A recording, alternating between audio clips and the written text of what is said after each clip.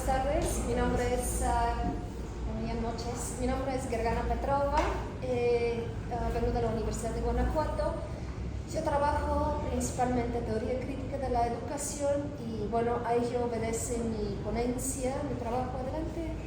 Todavía hay un par de asientos. Sí, adelante. Lo he titulado La inclusión educativa entre la violencia sistémica y la productividad social. El texto. Voy a leer para poder entrar en los límites de los tiempos marcados. Y bien, la idea de una educación inclusiva cobra fuerza a partir de los desafíos dados a conocer en la Conferencia Mundial sobre Necesidades Educativas Especiales, Acceso y Calidad, en el 2004, y que más tarde fueron refrendados en la conferencia bajo el título de la Educación Inclusiva, el camino hacia el futuro, en el 2008.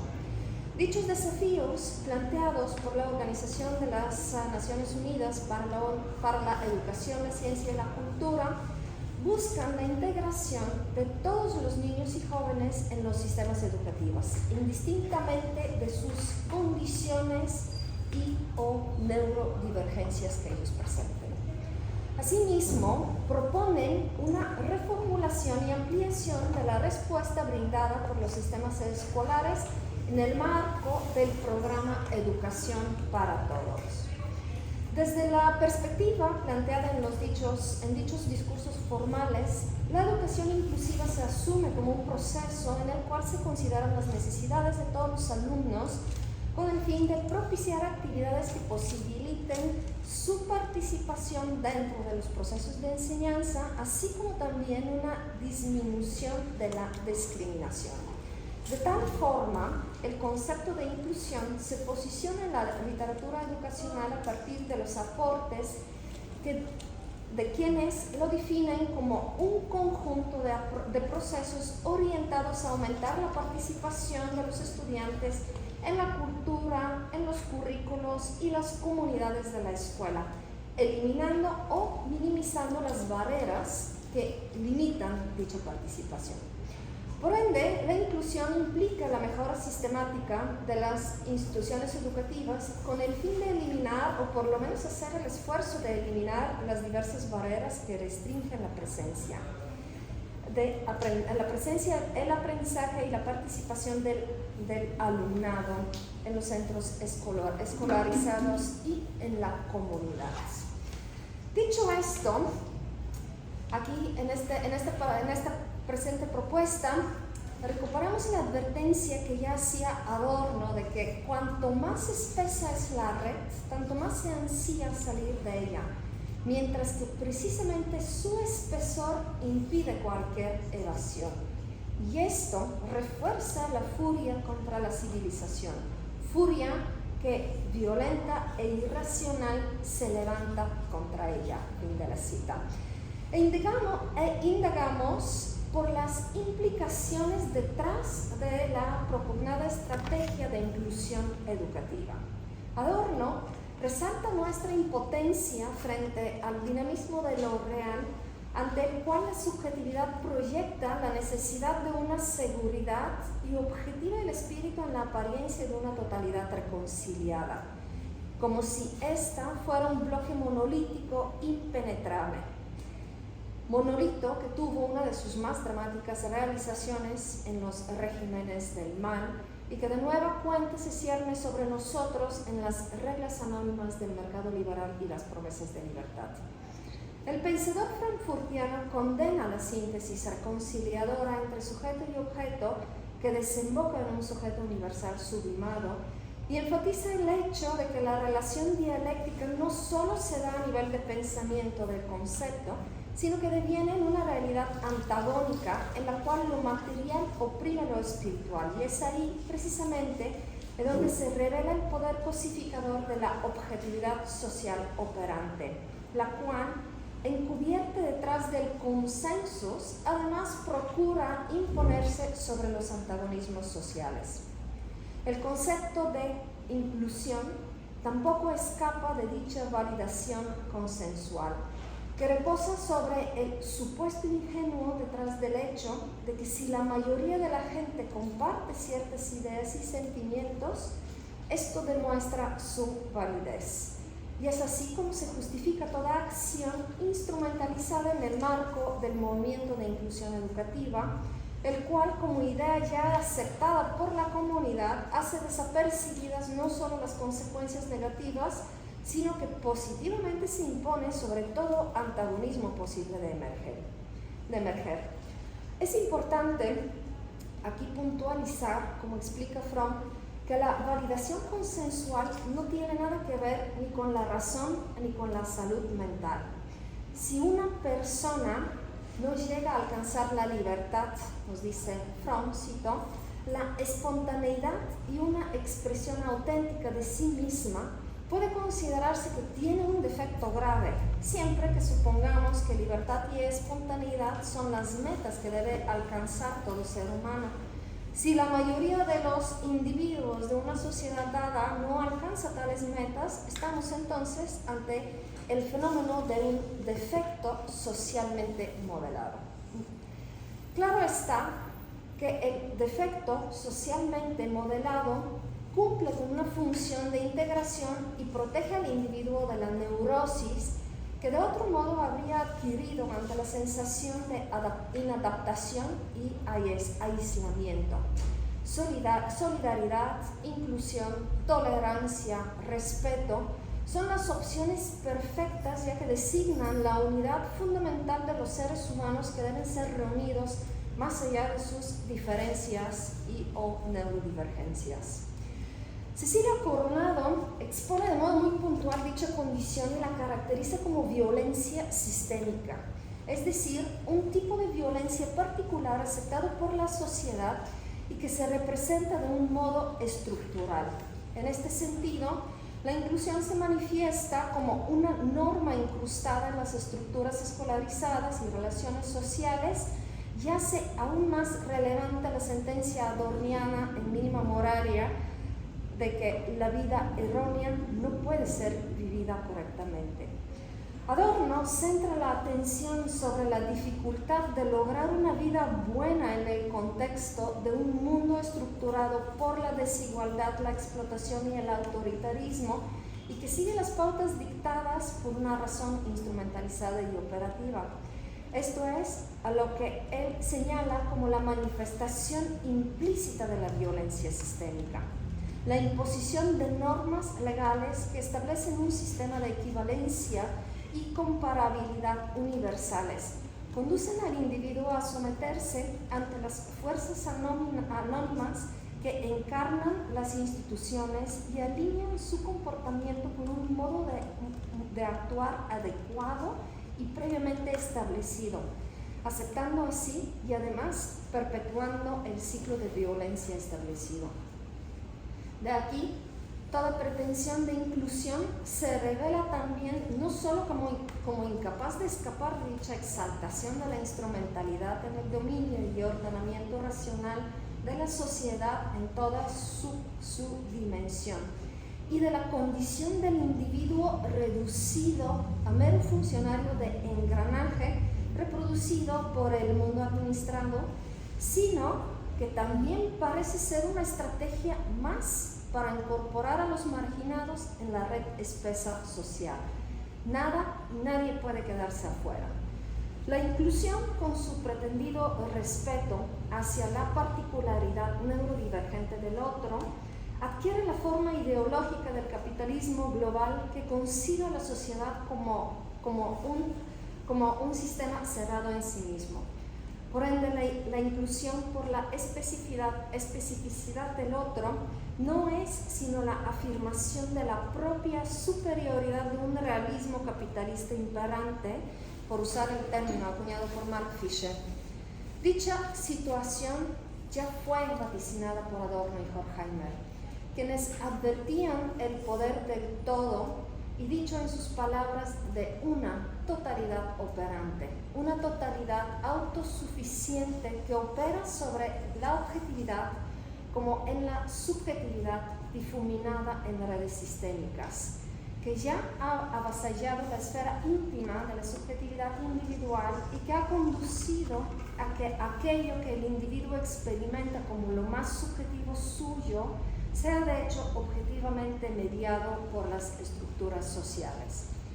O como lo expresa puntualmente Marcuse, cito, el individuo llega a ser un sujeto consciente, pensante, engranado a una racionalidad que le es impuesta desde afuera.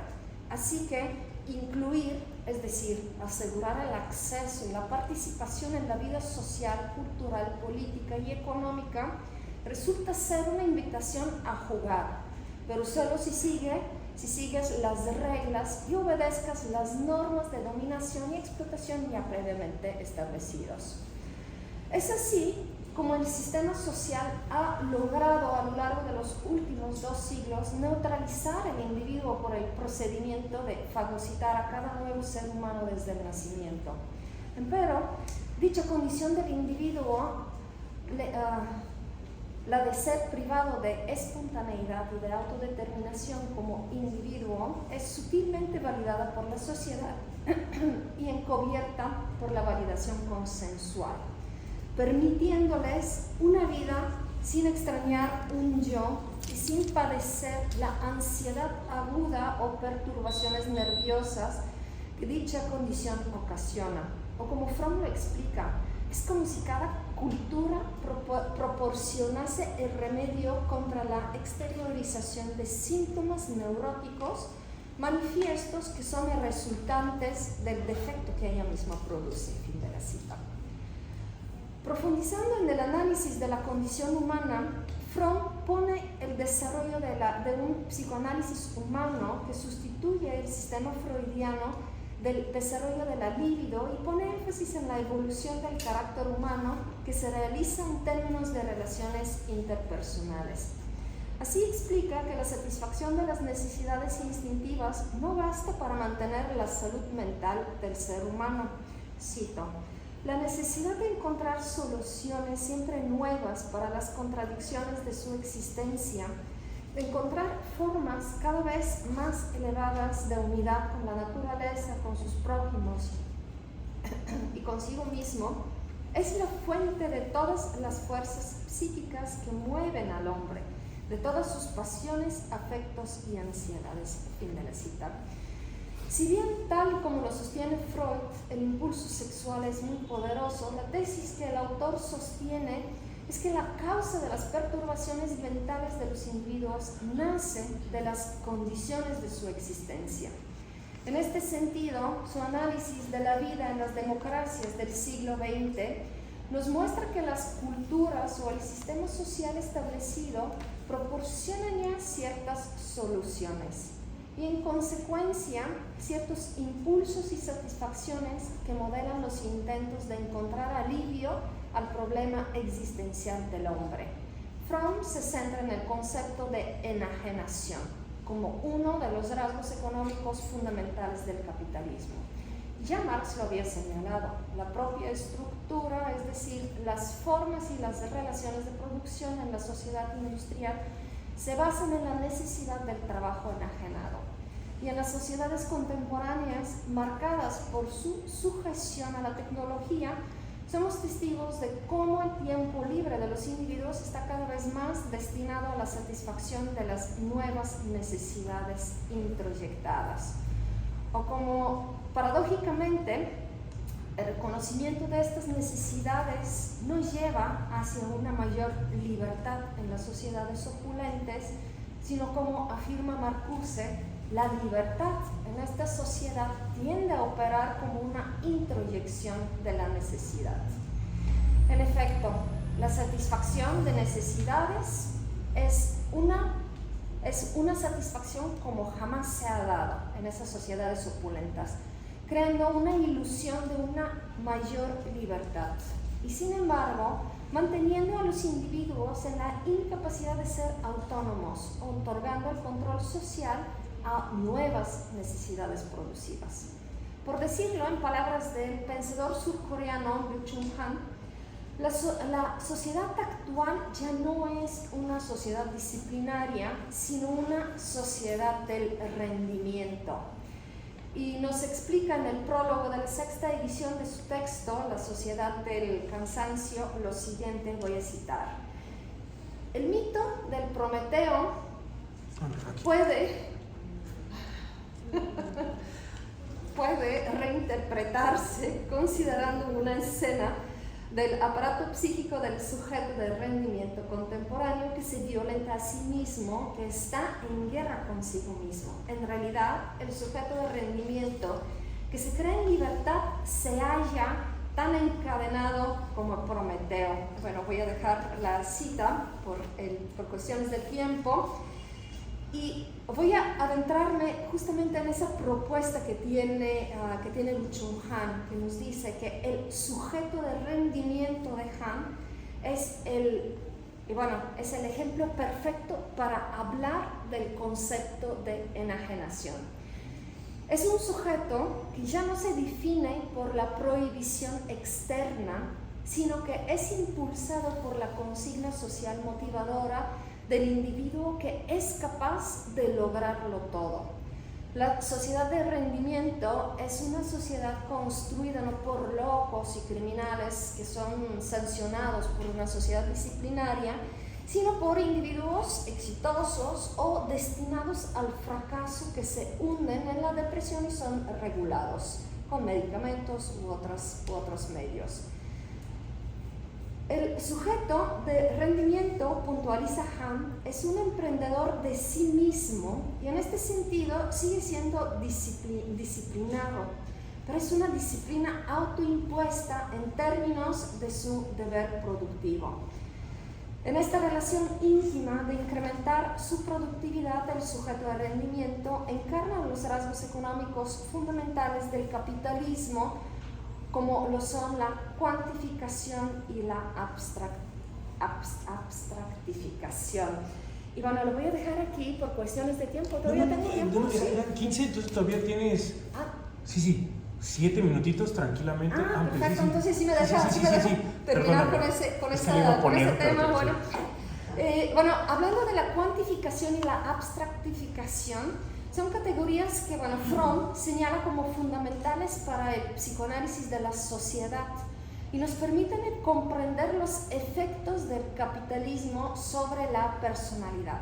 En efecto, la producción en masas es impensable sin una cuantificación estricta, pero lo que observa el autor es que con el avance del capitalismo dicha cuantificación ha rebasado ya la esfera de la producción para representar al trabajador como una entidad abstracta cuya actividad es cuantificada.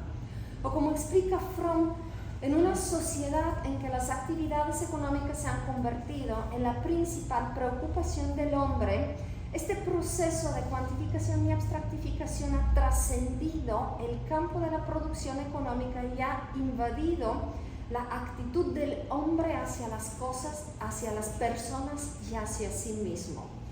Dicho fenómeno ha conducido a la paradójica autoenajenación del hombre que le permite actuar de modo funcional y a la par su relación consigo mismo también es expresada en términos de productividad, rendimiento, eficacia, eficiencia, impidiéndole así un contacto íntimo más allá con la profundidad de su ser, y es en la ideolatría, nos explica Fromm, en la cual se encuentra la forma enajenada del potencial vital del ser humano. La autorreferencialidad del rendimiento se agudiza en la autoexplotación y debido al gigantesco aparato del que forman parte y la consiguiente abstractificación, las relaciones devienen totalmente impersonales y son reemplazadas por la figura abstracta del capital, ya sea producido o consumido, convirtiendo así al dinero en la única relación con la vida. Es más, el explotador es al mismo tiempo explotado, o mejor dicho, autoexplotado. Y maximizar el rendimiento subroga el imperativo de ser uno mismo. Como fatal consecuencia de ello, Sentimientos como solidaridad, amor al prójimo, generosidad, son revelados por un único interés egoísta, y la necesidad de los individuos de sacarse provecho mutuamente resulta la base que sostiene a la sociedad contemporánea. Esto, claro, no deja de tener implicaciones funestas en la supuesta estrategia de inclusión educativa. Y bueno, muchas gracias. Con esto termino.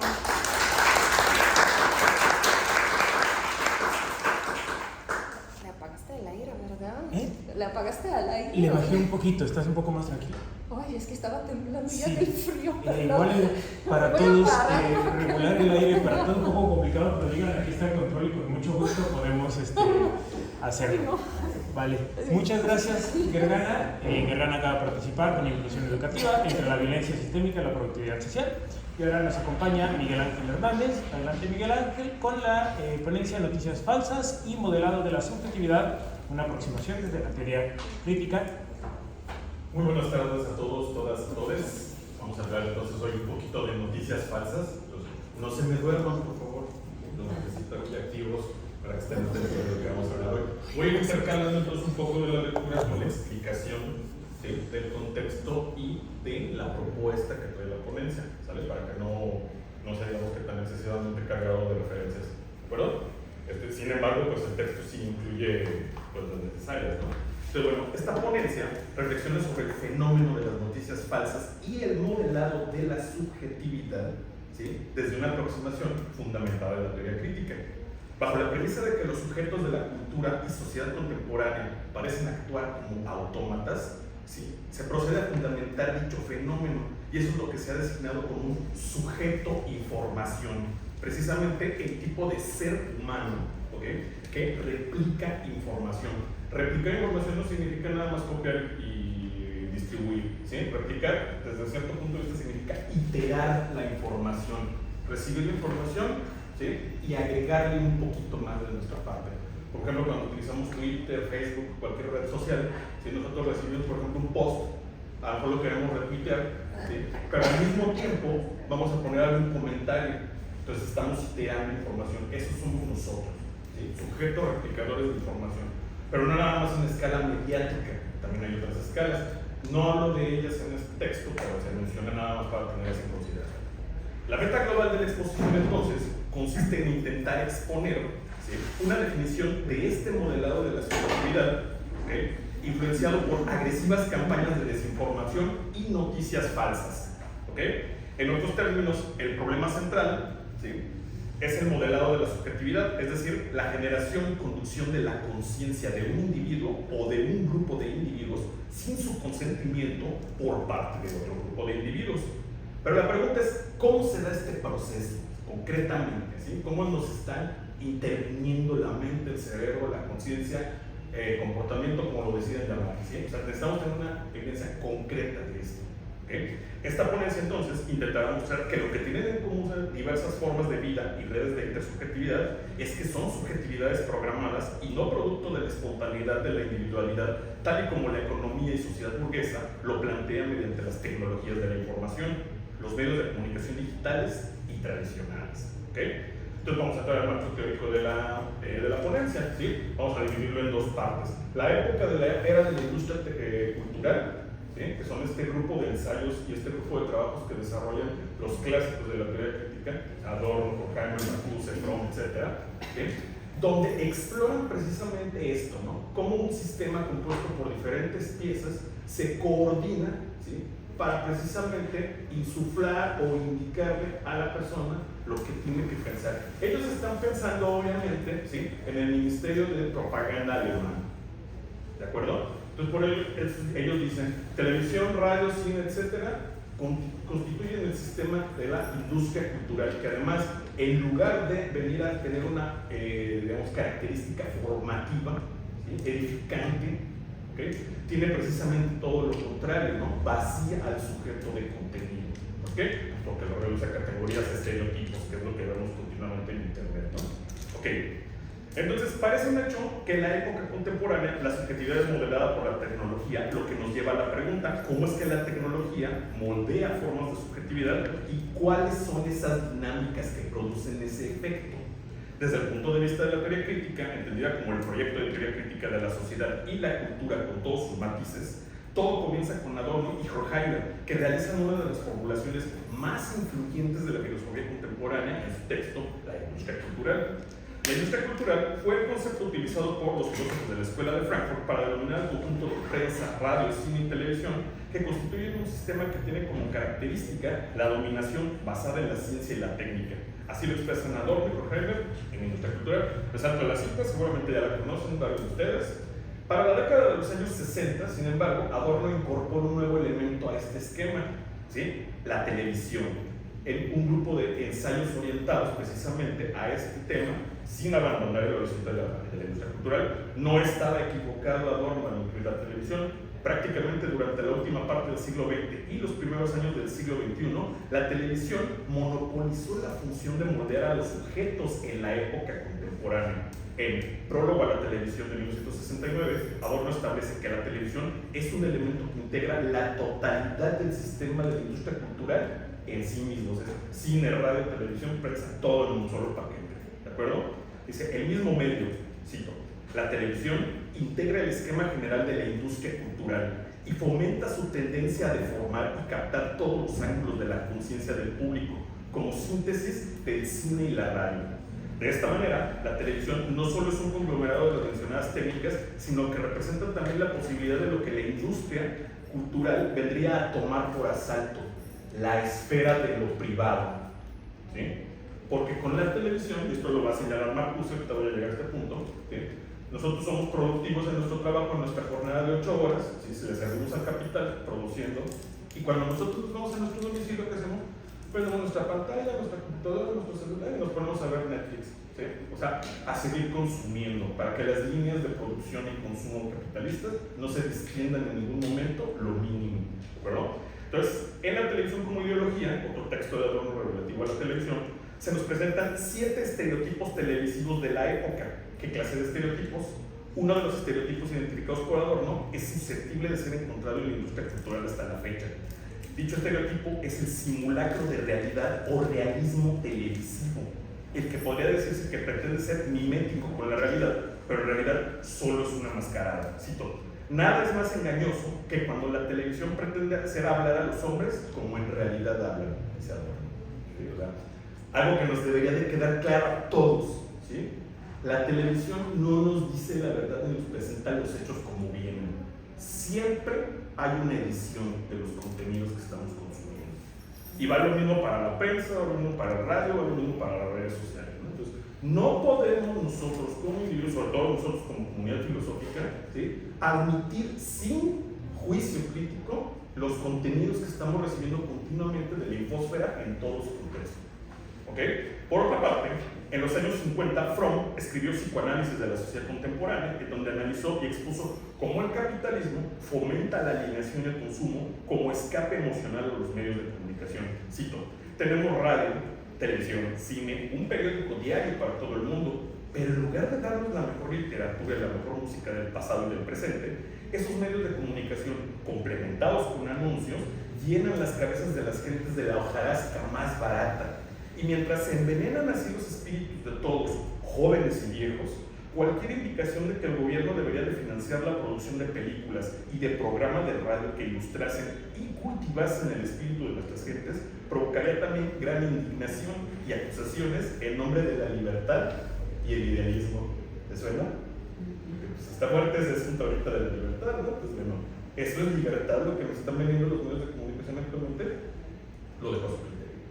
La línea desde la Escuela de Frankfurt se orientó a la crítica de las instituciones culturales por su industrialización. Concretamente, Marcuse consideraba el tiempo libre como una creación de la economía capitalista, cuya función constituye en perpetrar el movimiento de la actividad económica. Después de la jornada laboral, como les comentaba, dejamos de ser trabajadores y pasamos a ser consumidores, y con ello las líneas generales de la economía capitalista no se relajan en lo más mínimo. Todo el tiempo estamos siendo productivos para el megasistema capitalista, tal y como lo expone Marcuse en la siguiente afirmación: la sociedad de la abundancia es el sistema de las falsas necesidades. Esto es, necesidad de bienes, rendimientos, ocupaciones que hacen a los hombres cada vez más dependientes del aparato dominante, fortaleciendo y extendiendo cada vez más este aparato. Sistema de falsas necesidades, porque esas necesidades agudizan la lucha competitiva por la existencia e impiden la humanización, el encuentro del hombre consigo mismo. Esto lo dice Marcuse en una ponencia que se llama El humanismo en la sociedad industrial desarrollada, ¿sí? De 1969 también. Como es evidente, los trabajos asociados a la etapa de la crítica y de la industria cultural son un antecedente importante para una teoría crítica desde las Américas, indudablemente. Pero hay que tener en cuenta que el concepto de industria cultural ha sido superado desde el punto de vista de las tecnologías que los diferentes miembros de la teoría crítica mencionados no alcanzaron a conocer, como el Internet. Aquí irrumpen otro grupo de ideas que necesariamente deben ser tomadas en cuenta para el propósito de esta ponencia, y que son las ideas de sociedad disciplinaria de Foucault y de sociedad de control abierto de Deleuze, que ya había mencionado aquí nuestra compañera. La primera implica la existencia de modelos de control basados en el uso de técnicas de disciplina aplicadas en centros especializados como son la escuela, la fábrica, la clínica, el manicomio o la cárcel. La segunda implica modelos de control social basados en tecnologías telemáticas. Concretamente eso es a lo que se refiere Deleuze en el postscriptum sobre sociedades de control. ¿Okay? Entonces, implica modelos de control social basados en tecnologías telemáticas, las de los medios de comunicación, que son capaces de seguir nuestros pasos y rutinas diarias hasta extremos hasta hace poco insospechados. El modelo de control abierto expuesto por Deleuze ha generado una amplia gama de estudios basados en ese principio. Entre los autores que reconocen estos temas tenemos a Slavoj Žižek y a Byung-Chul Han. ¿Okay? Tanto Zizek como Han, con variaciones, ratifican que de uno u otro modo la sospecha de que la denuncia de la manipulación de nuestras mentes y conciencias a través de la tecnología es una herramienta de control y dominio utilizada por organizaciones de diferentes categorías que pueden ser gubernamentales, ¿sí? Por supuesto estatales, ¿sí? Pero también empresariales. Muchas veces la crítica actual, ¿sí? Solamente se centra en, diría yo, el fetiche antiestatista.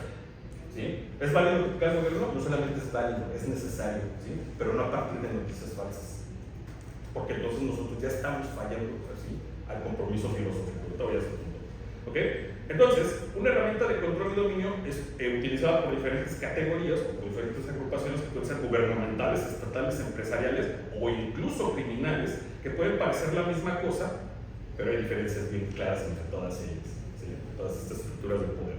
Han dice, el poder, ¿sí? Es inteligente, se ajusta a la psique en lugar de disciplinarla y someterla a coacciones y prohibiciones.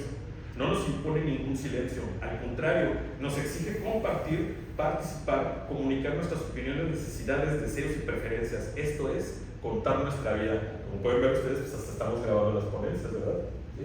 Muchos van a salir luego a tuitear y a meter en sus redes sociales. Estuve en el Congreso, aquí en la foto, bla, bla, bla. Estamos comunicando continuamente todo lo que estamos haciendo y luego vamos y invitamos. El gobierno me quiere espiar, papacito, ya le diste toda tu información. ¿Sí? Vamos a lo siguiente. Sujeto informacional, un replicador de ruido. La tesis es que en la era tecnológica, la producción de individuos presentan transformaciones de lo que podemos denominar individuos o sujetos en el sentido tradicional del término, a sujetos replicadores de información.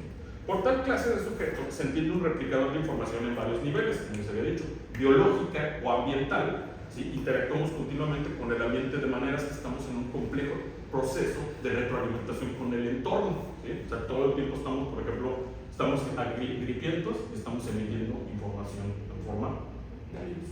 ¿Sí? Eso es un ejemplo. Científica o física, en tanto la manipulación cuántica de la energía en la computación tradicional y en la computación cuántica. La comprensión matemática de la información como medida de la cantidad de sentido en un mensaje, es decir, cuánto es ruido y cuánto es información, que eso es lo que nos enseña la teoría matemática de la información, y que es algo que también perdemos de vista, ¿no? Incluso cuando hablamos de noticias falsas es un contrasentido desde este punto de vista, porque más bien deberíamos hablar de ruido en la red, ¿sí? Entonces una cosa es información, porque la información contiene un mensaje significativo, y otra cosa es el ruido, ¿no? Ustedes pueden entrar en TikTok y van a ver videos de muchos de nuestros colegas, el filósofo José, por ejemplo, que es así, excelente difusor de la filosofía, tiene su canal en TikTok, etc. No sé si está ahorita en el Congreso, pero pues, ha participado en otras ocasiones en la mesa de teoría crítica. ¿Okay? Pueden encontrar videos muy interesantes de él y pueden encontrar bailecitos y reels tontos. ¿Sí? O sea, ruido e información. Y eso lo vamos a encontrar en internet en todas partes. Entonces, este es otro ejemplo de información que estamos replicando continuamente. ¿Cuál es la tercera? Cultural mediática, que es la que se intenta ampliar en esta ponencia. ¿Okay? Gracias, o mejor dicho, debido a las tecnologías de la información y la comunicación, es decir, mediante los medios de comunicación analógicos y digitales, todo sujeto puede ser un replicador, dado que cualquiera puede, inadvertidamente, replicar información o ruido. Y este último, el ruido, abunda en Internet. Comprender la producción de información y ruido otorga sentido a los sujetos actuales, los conecta con el todo, con los objetos, con otros sujetos. El sujeto es el que se comunica y transmite información y ruido continuamente, y también con esa misma regularidad recibe información y ruido. Este sujeto replicador de información está plenamente integrado al mundo tecnologizado mediante el consumo y producción de información y ruido en diferentes medios y formatos, destacando en las redes sociales. ¿Por qué destacan las redes sociales? Precisamente todo sujeto es un replicador, dado que en Internet cualquiera de nosotros puede replicar información o ruido inadvertidamente, es decir, utilizando redes digitales que dejan huellas de todas nuestras interacciones hasta la participación expresa en generar ruido o información en las redes sociales. Un rasgo de las redes sociales es que desde el punto de vista del análisis de redes, es que estas son un laboratorio virtual privilegiado para estudiar dinámicas, ¿sí?, de dispersión de noticias falsas. Consumo sistemático como dinámica modeladora de subjetividad. La tecnología mediática modela, transforma e induce sujetos a través de la transmisión de comandos. ¿Sí? Esto es algo que dice Deleuze en 1000 mesetas, que me parece muy importante. ¿Sí? Hay que diferenciar también, o hay que lograr diferenciar también entre comunicar, que es hacer un mensaje parte de una comunidad, y transmitir. Entonces, regularmente lo que estamos haciendo todos nosotros es transmitir, porque no estamos generando comunidad. ¿Sí? Los creadores de contenido exitoso son los que crean comunidad, ¿sí? Porque están en contacto directamente con el que están dispersando un mensaje, ¿no? Independientemente del mensaje, pero ellos generan comunidades en ese sentido. ¿Ok? Entonces, el primer punto a entender aquí es que el primer punto es entender que en cuanto a semiocapitalismo se ha pasado de la cultura de masas al nicho de producción. Inicialmente se debe considerar un desplazamiento del estudio de las audiencias masivas, el famoso blockbuster, a la producción de nichos especializados, ¿sí? Como implica la dicotomía, por ejemplo, entre Fordismo y Toyotismo. ¿Sí? En el Fordismo nosotros tenemos una línea de producción donde sale un bloque de productos ya estandarizados. En el Toyotismo todo es a la carta, todo es menú, y es precisamente lo que nosotros estamos experimentando continuamente. ¿Sí? ¿Qué te gusta? ¿Sí? Bailes, videos, fantasmas, todo tenemos en internet. ¿Sí? Solamente danos tu información y nosotros te decimos qué ver. ¿Okay? Ahora, esta tendencia productiva conocida se asemeja a lo que anteriormente también se asemeja a lo que se conoce como un tipo de producción a la carta. Esta producción se genera en los micromedias, es decir, en las redes sociales, que le han arrebatado espacios a los medios tradicionales. En segundo lugar, los medios de comunicación masiva han consolidado su imagen como formas de acción que modelan y manipulan la conducta humana, lo que parece un lugar común. ¿Sí? Pero lejos de pensar que esta manipulación mediática es una metáfora trillada, pero una vez más se debe señalar que el uso de la tecnología mediática muestra que las clases de conducta y dispositivos de control social apuntan a nuevas formas de totalitarismo. Si en otras épocas históricas se han moldado comportamientos, ese hecho no se compara con la tendencia de los sistemas tecnológicos contemporáneos. En esos sistemas tecnológicos, el modelado y diseño de sujetos es intensivo. En los despachos de publicidad y mercadotecnia se prefiguran ya las modas y vanguardias de la cultura pop de los próximos años. Cito, ¿sí? Los neurocientíficos afirman que mirando en tu cabeza pueden descubrir si te identificas más con Harry Potter o con Frodo. Una compañía de bebidas puede elegir qué variedad de zumo o gaseosa lanzar al mercado basándose en qué sabores exaltan el circuito de competencias el circuito de recompensas del cerebro. Y eso ya se puede, se llama mapping o imaging. ¿Sí? Te ponen una escala, ¿sí? Una resonancia magnética y te empiezan a pasar estímulos visuales. o estímulos sensoriales. ¿Sí? Y ahí ellos van sabiendo qué te gusta, cómo te afecta. ¿Sí? O sea, nuestro cerebro está siendo intervenido deliberadamente. ¿Qué más dice aquí? Es posible que llegue un momento en el que las películas y los programas de televisión tengan que recibir el visto bueno de una compañía de imaging cerebral antes de su lanzamiento. Y eso ya lo estamos viendo. De lo anterior, se debe aclarar cómo es que ese sistema afecta al sujeto.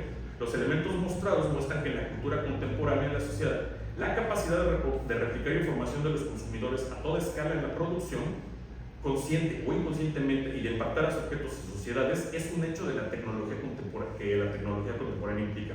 Esto nos da una idea de las clases de dinámica social en la que la información tiene un papel preponderante y que viene a corroborar la tesis de que la tecnología moldea subjetividades. Ahora nos falta ver cómo lo hace. Vamos a ver un argumento que dice: las tecnologías digitales en forma de redes sociales producen ruido e información en una cantidad asimétrica y parece que el ruido va ganando la delantera. ¿Sí? La proposición central de este argumento es que la información falsa o ruido viaja más rápido en una red. Así lo plantea la ciencia de datos y el análisis de redes. En 2024, Gosogui presentó un artículo que propone en Science, ¿sí? Presentó un artículo que propone que en las redes sociales, y el ejemplo que pone él es Twitter, las noticias falsas viajan más rápido. Y señaló que este dato se comprobó con evidencia empírica.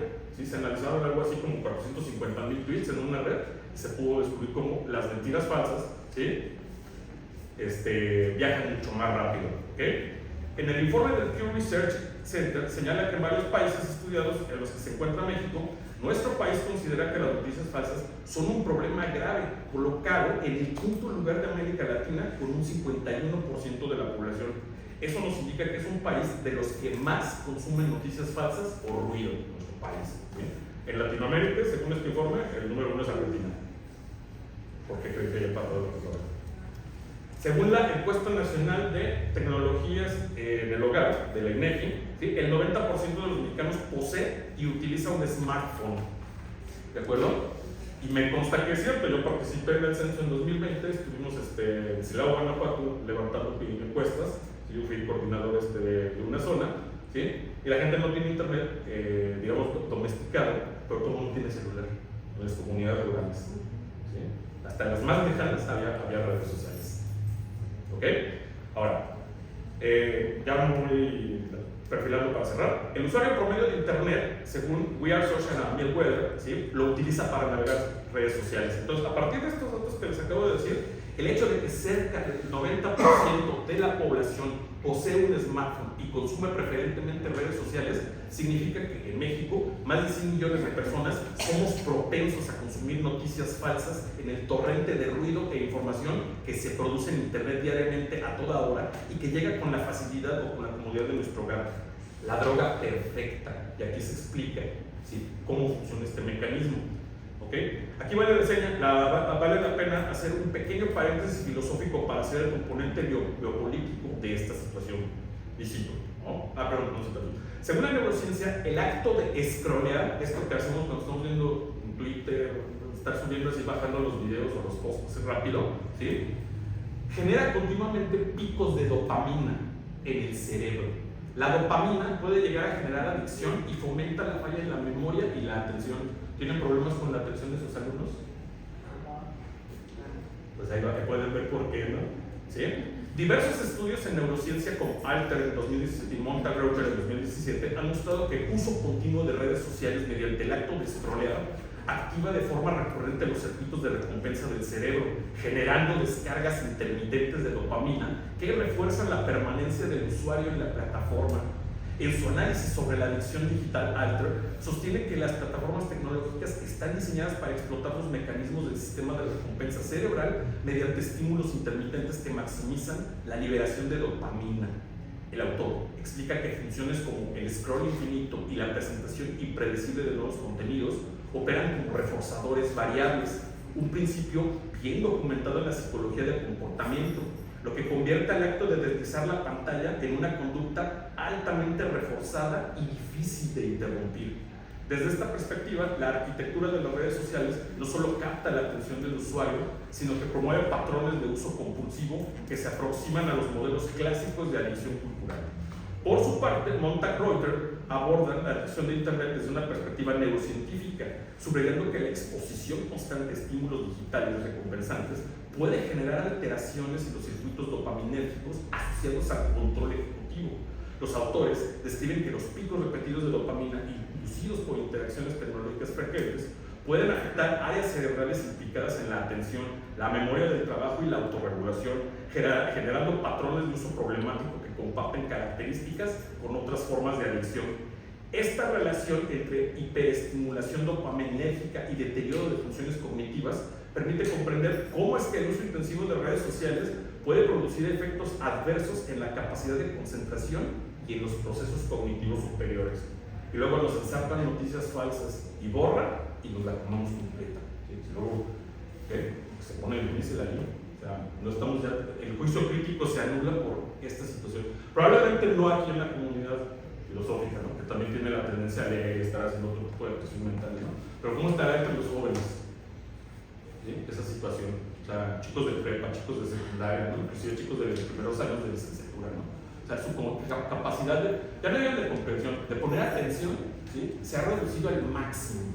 Y eso entonces así es peligroso. Bueno, vamos a tener una parte aquí que habla de Sci-Fox y me voy directamente a las conclusiones.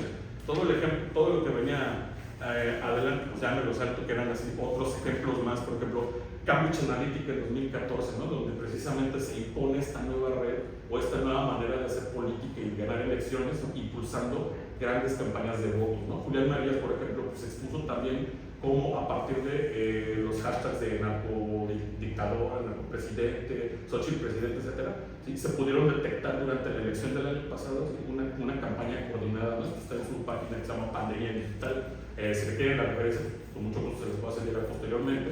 ¿Okay? Y hay muchos otros investigadores que han estado presentando continuamente ya cómo se pueden dar este tipo de dispersión de información falsa a partir de redes sociales, ¿de acuerdo?